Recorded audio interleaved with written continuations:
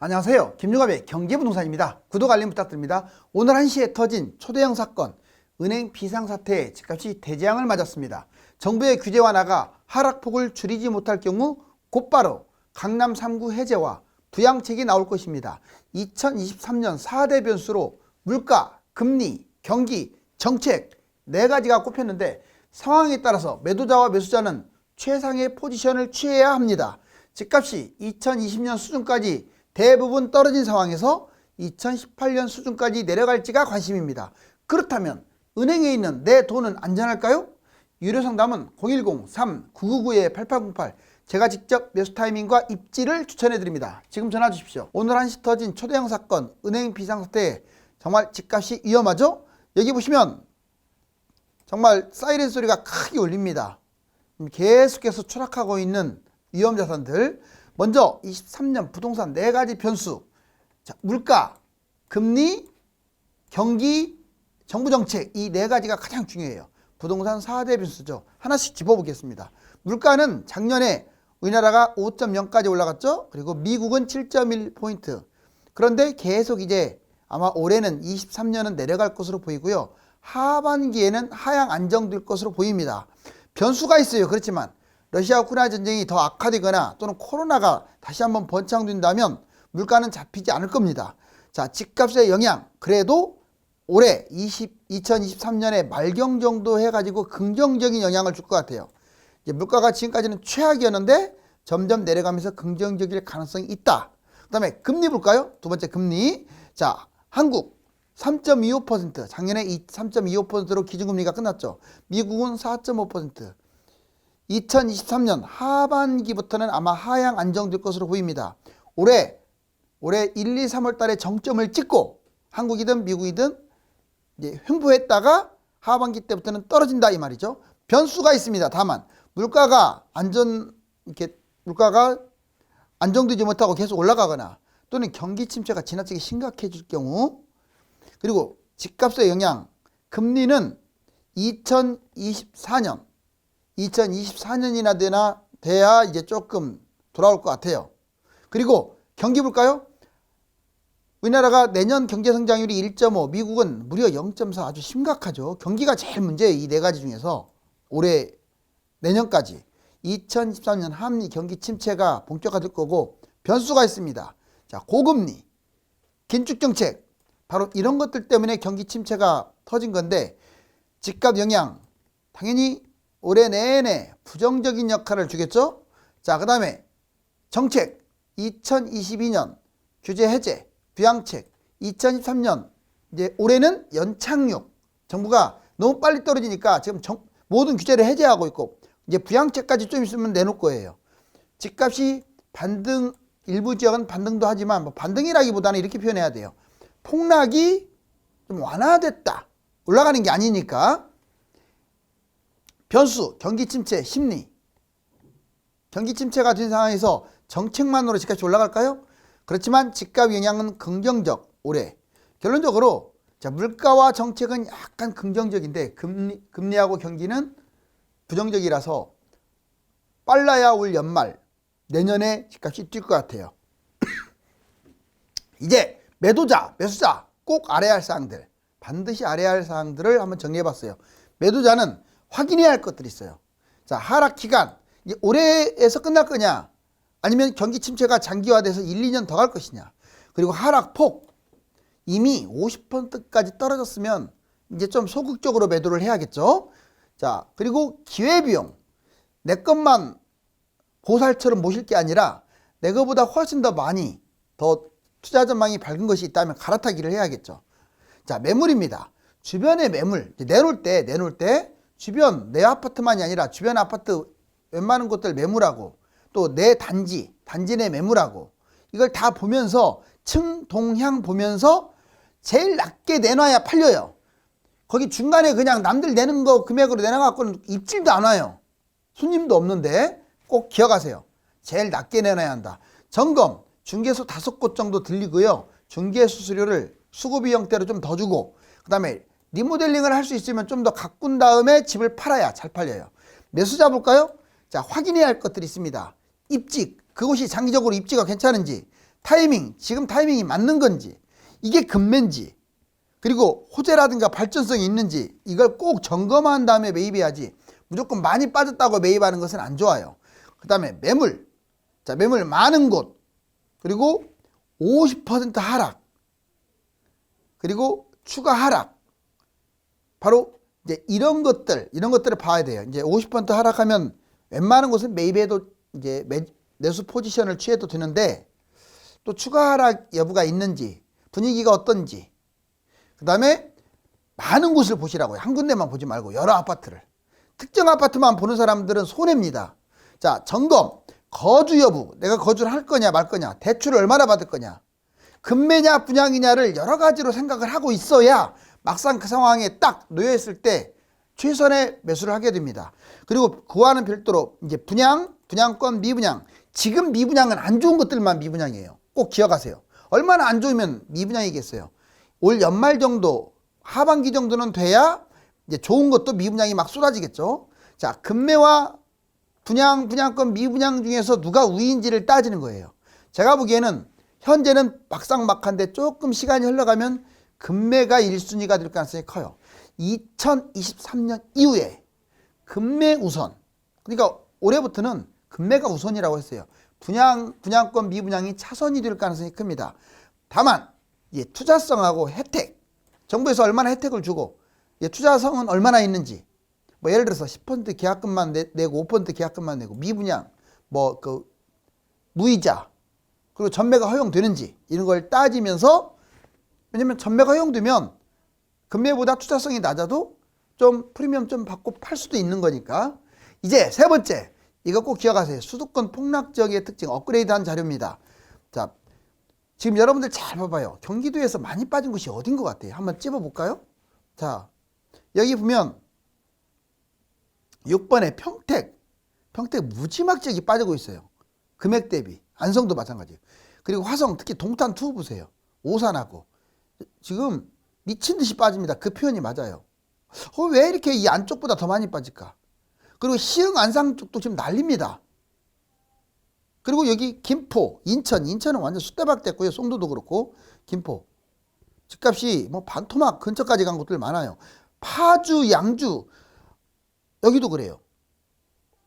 왜 이런 현상이 벌어졌냐? 당연히 여기 외곽, 연천, 포천, 가평, 양평, 여주, 그리고 마지막으로 지방 전체.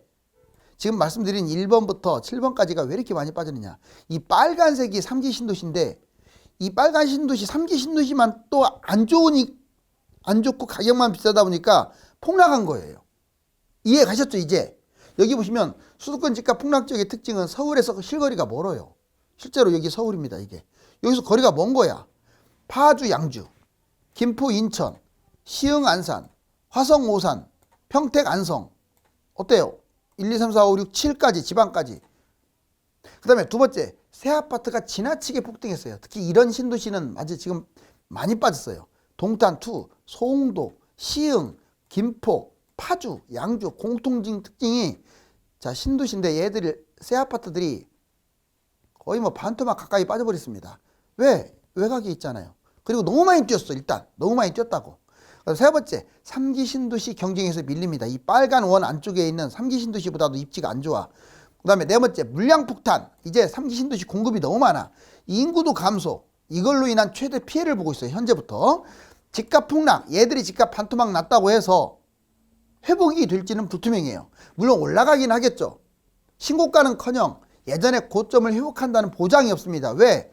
이 3기 신도시 너무 분양 물량이 많아서. 마지막, 지방은 수도권 외곽, 여기 지금 적어놓은 1, 2, 3, 4, 5, 6보다 더 심각한 데가 지방 전체라는 거 꼭 잊지 마세요. 이제 규제 완화, 현 시장 상황 정리. 규제 완화를 했는데 지금 반등하고 있다, 이제 이런 소식도 많이 들리고, 반등이라는 표현은 어울리지 않고요. 이제 하락폭이 좀 줄어들었다가 어울리는 표현이죠. 그래도 집값 반등, 규제 해제로 매수 심리가 좀 꿈틀거리고 있어요. 하락폭이 감소됐습니다. 실제로 이번 주간 시세 보면 그렇게 나와 있고, 매물일도 감소하고 호가는 조금 올라간 지역들, 다 그렇다는 게 아니라 일부 지역이, 그리고 급락 지역은 거래도 되고 있어요. 그전에는 거래도 안 되다가 미분양 줍줍, 사람들이 미분양을 그전에는 거들떠보지 않았는데 조금씩 줍줍을 하기 시작하고, 둔촌주공에도 떴다방이 등장했대요. 아무튼 이런 모습들, 즉 하락폭이 좀 줄어들고 있다 이런 말이죠. 이번에 역효과, 이게 좀 아직은 더 정확한 말입니다. 2번이 하락폭만 감소했을 뿐 가격 하락은 지금 지속되고 있어요. 일시적인 현상일 가능성이 큽니다. 집값 하락으로 마이너스 프리미엄이 급증. 오히려 분양권이 거래되다 보니까 그전에는 설마 분양가 밑으로 떨어졌겠어? 그때는 거래를 못 시켰잖아요. 이제 분양권 전매가 가능한데 팔려고 했더니 마이너스야. 마이너스도 1,000만 원, 2,000만 원이 아니라 5천만 원, 1억 이래요. 과연 6억짜리 분양가가 2억까지 마이너스 할까요? 합니다. 2억 이상으로 떨어져요. 6억 정도 분양가면. 자, 여기 보시면 매수 심리 살아나지 않으면 만약 이렇게 정부가 규제를 풀었는데 오히려 매수 심리가 지금처럼 살아나지 않고 거래도 다시 또 되다가 안 돼버리거나 가격이 떨어지면 더 망해버리는 거예요. 이제 시민들 반응, 무주택자들은 정부가 다주택 부자들만 위하는 정책을 쓰고 투기 주장한다고 막 뭐라고 하죠, 무주택자들. 유주택자들은 폭락의 거래도 없는 상태니까 적절한 조치다. 제가 보기에는 뭐 누구 말이 맞다고를 떠나서 지나치게 집값이 폭락하게 되면 건설사 부실로 인해서 은행 파산, 결국은 금융위기 위험성도 있기 때문에 정부의 조치는 좀 약간 과하기는 하지만 조금 과하긴 하지만 적절한 부분도 있다 이렇게 평가할 수가 있네요. 자, 전문가들 부양책 내놓기 전에, 지금은 부양책이 아니라 규제 완화죠. 자, 부양책 내놓기 전에는 하락이 지속될 것이다. 자, 은행 비상사태 오늘 제목과 일치하는 건데 한국은행은 또 경고했죠. 부동산발 금융불안 지금 위기 단계에 이미 들어왔다. 여러분들 제가 불안을 조장하는 게 아니에요. 한국은행이 이런 말 하잖아요. 위기 단계라고. 한국은행 금융불안 위기 단계, 민간부채가 GDP 대비 224%, 즉 민간부채라는 것은 기업, 가계부채 합쳐가지고 엄청나죠. 자영업자 대출 1014조, 비은행 연체가 급증하고 있답니다. 자영업자들이 지금 파산 위기에 점점 놓이고 있어요. 영끌, 하우스푸어, 작년에 매입한 사람들 무려 108만 가구 최대 위기. 건설사도 문제입니다. 종합건설사가 폐업, 무려 34%나 폐업했어요. 올해도 점점점 늘어나고 있어요. 돈을 지금 막아야 합니다. 작년 하반기 때 182건이나 있었고, 부도 원인, 신용 하락, PF 자금 경색, 이게 PF 자금 대출이 안 되는 거예요.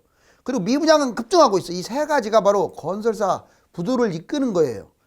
그러다 보니까 문제점, 건설사와 밀착 관계가 있는 이 금융권, 연쇄부도로 금융이 부실되고 있어요. 은행권 볼까요? 금융불안지수가 위기 단계라고 분명히 얘기했고 위험 노출액이 2,700조 무려. 이 금융권은 더 위기가 심각합니다. CP, ABCP. 자, 56조 이제 만기가 다가오고 있고 이걸 못 막는 거예요, 지금. 부실 금융권, 저축은행, 캐피탈, 카드, 여신사 꼭 잊지 마세요. 자, 이제 2018년에서 2020년 수준으로 집값 빠진다. 여기 보면 진짜 많이 빠졌어요. 16년에 쭉 7억 8천 했던 게 어떻게 된 게 7억짜리가 25억까지 올라가요. 이게 바로 파크리오입니다. 송파에 있는, 잠실에 있는 파크리오. 25.3억짜리가 떨어진 거 보세요, 여기. 16억까지 빠졌죠, 거의. 그리고 실제로 이 매물도 길게 늘었었죠, 초록색으로. 이게 매물이야. 상당히 길게. 여기는 누가 보지도 않고요. 이 매물 제일 낮은 것보다 더 낮게 거래가 돼요. 꼭 기억하세요. 이 매물 제일 낮은 것보다. 이 빨간색 네모 박스는 이미 2020년 수준까지 내려왔어요. 볼까요? 자, 23억 9천까지 갔고 여기 25억 2천까지 찍었죠. 25억 2천 찍었던 게 16억대로 내려왔잖아요. 10억 가까이 빠졌네요. 진짜로. 그리고 이 파란 네모칸은 뭐냐? 여기까지 더 빠질 가능성이 크다 이거예요. 보세요. 2020년 시세가 15억이야. 아직 2020년 시세까지 안 떨어졌네요. 조금 더 내려오면 15억까지 내려오겠죠. 그리고 2018년까지도 위협을 받을 수 있어요. 2018년, 2020년. 그러면 12억 7천. 결론적으로 올해까지 빠진다면 25억 했던 것은 얼마든지 12억 7천, 약 13억. 반토막 날 가능성이 아주 커요. 조금 큰 게 아니라 아주 커요. 왜? 이걸 생각하세요. 여러분들 25억이 16억으로 떨어지는 게 쉬워요. 아니면 16억이 12억 7천으로 떨어지는 게 쉬워요. 답 나왔잖아요. 이게 더 빠르네요. 자, 이제 레미안 크레시티 동대문구 보시면 얘도 여기 17억 10억까지 찍었다가 쭉 내려온 거 보세요. 와, 10억 5천에 거래됐어. 10억 5천. 그리고 길게 늘었었죠. 옛날에는 이렇게 이게 매물인데 매물이 위에만 있었거든요. 이제는 길게 늘었었다는 것은 팔아야겠다는 거예요. 팔아야겠다. 왜 팔려고 하느냐? 여러 가지 이유지만 이걸 팔고 더 좋은 걸 잡겠다 하는 사람들이 지금 파는 거예요. 더 빠질 것 같으니까. 여기 보시면 17억까지 갔던 레미안 크레시티 10억 5천 12월 달에 거래됐죠? 더 빠질 것 같아요. 이 파란 네모 박스 여기 보면 20년 시세로 빠지면 11억 9천. 그러니까 20년 밑으로 빠진 거예요. 현재 지금. 그 다음에 2018년까지 빠지면 8억대로 빠집니다. 레미안 크레시티는 얼마든지 8억 9억까지도 내려올 수 있는 반토막이죠. 17억에. 이 박스권 안. 즉 여기가 지금 저지선인 거예요. 둘 다. 이제 강남 서초 서울 급매가 지금 나오고 있는데 서초구 급매도 안 산대요. 누가 강남 뛴다고 합니까? 안 뛰어요. 볼까요? 자, 39억이 반포동 반포자이 29억으로 내려왔네요. 30평대. 자, 28억 2천이 22억으로 내려왔네요. 25평. 이번에는 레미안 퍼스티지 반포에 있는 거 39억이 31억으로. 잠원동 신반포 4차 31억 7천 24억. 엄청나게 빠졌잖아요. 지금 거의 30% 넘게 빠졌네요. 자, 그러면 강남 있는 아파트들 이것도 경매에 보면 거의 2020년 수준으로 내려왔어요. 여기 18억 17억. 그리고 21년 34억 지금 29억 더 떨어졌네요. 그 다음에 개포 중 6단지 28억이 19억. 레미안 명일 솔베뉴 25평 14억이 9억. 그리고 구이동 현대프라임 25평 13억이 8억. 그리고 노원구 월계동 3호 3차 9억대까지 간 게 5억으로 내려왔어요. 엄청나죠. 자, 그 다음에 동대문 전농 레미안 크레시티 자 17억이 10억. 그리고 마포 아현동 마레프죠. 24억이 세상에 11억. 아니 여기 보면 17억이 11억. 얼마짜리냐면 25평. 엄청나게 빠졌죠. 신반포 4차 31억이 24억.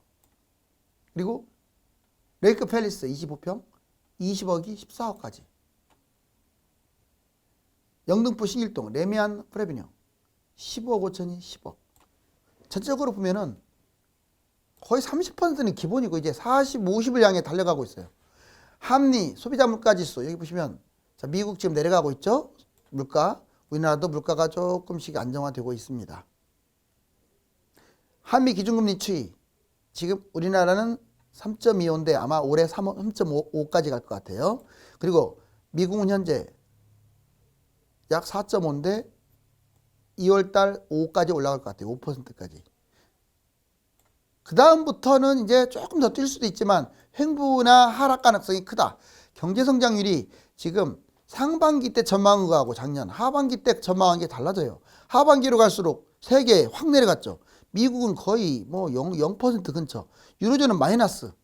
중국도 내려갔고 모든 나라가 이렇게 내려가고 있습니다. 우리나라도 1.7, 또 1.5로 내려왔죠. 자, 이제 정부 정책 이후에 부동산 상승 보세요. 상승이 아니라 이렇게 내려왔다가 조금 반등한 거예요. 조금. 상승한 게 아니고 하락폭이 확 이렇게 내려가다가 조금 약간 완화. 자, 여기 KB시대도 보니까 횡보를 하고 있죠. 그렇죠? 자, 그다음에 수급 동향도 계속 떨어지기만 하다가 조금 반등하고 있죠. 이게 최근에 이 모습이에요. 이걸 좀 지켜봐야겠죠. 자, 그리고 매매 거래량이 하나 거의 안 되다가 000이다가 이렇게 거래된 거 보세요. 소폭이긴 하지만. 그리고 전국 지역별 집값 하락폭. 야, 여기 보면 제일 많이 빠진 게 세종, 대구, 대전, 인천, 경기, 서울 이렇게 많이 빠졌어요. 그러면 올해 많이 빠질 곳은 불러드릴게요. 전남, 울산, 부산, 충남, 전북, 제주, 광주, 경남, 경북, 충북은 망합니다. 올해. 왜? 작년에 덜 빠졌기 때문에. 작년에 많이 빠진 곳들은 올해 덜 빠질 거예요. 전국 단위 보세요. 지금 현재 여기 A가 분기됐어요. B 정도가 왔는데 이 B까지 왔다는 것은 상당히 위험한 거거든요. 자, 여기 C까지 지금 내려오는 단계까지 와요. 이 밑에. 여기까지 내려와 버리면 장기 하락 갈 가능성도 있어요. 그래서 정부가 규제 완화를 한 거죠. 자, 지금 부동산이 불타고 있네요. 무주택자든 유주택자든 지금부터는 초미의 관심을 가지고 시장 상황을 지켜봐야 합니다. 막연하게 언제 팔면 되겠다거나 언제 사면 되겠지라고 판단하면 위기에 봉착할 수 있습니다. 감사합니다.